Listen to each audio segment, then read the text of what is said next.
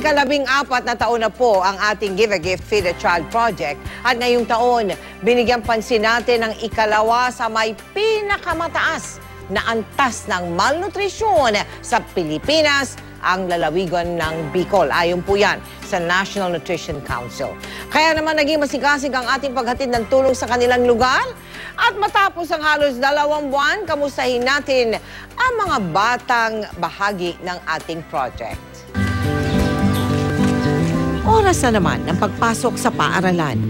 Pero para kay Lola Anita, hindi lamang basta pagkatuto ng apong si Rosel ang pakay nila sa araw-araw na pagtungo sa paaralan.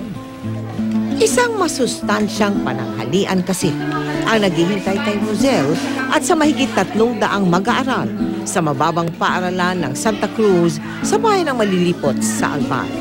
At sa araw na ito, tinolang manok ang masayang pinagsaluhan ng mga bata. Malaking tulong po ito dahil sa pag-aaral nila, mas lalong naging matibay po yung mga bata.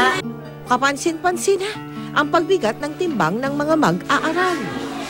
Pagmamalaki pa nga ni Rosel, Mabakot. 120 libreng pananghalian, mga vitamins at gatas hanggang Oktubre.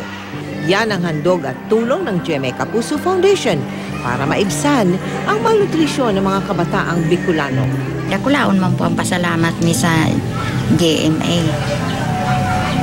Natabangan man sa sakuyang makuapo.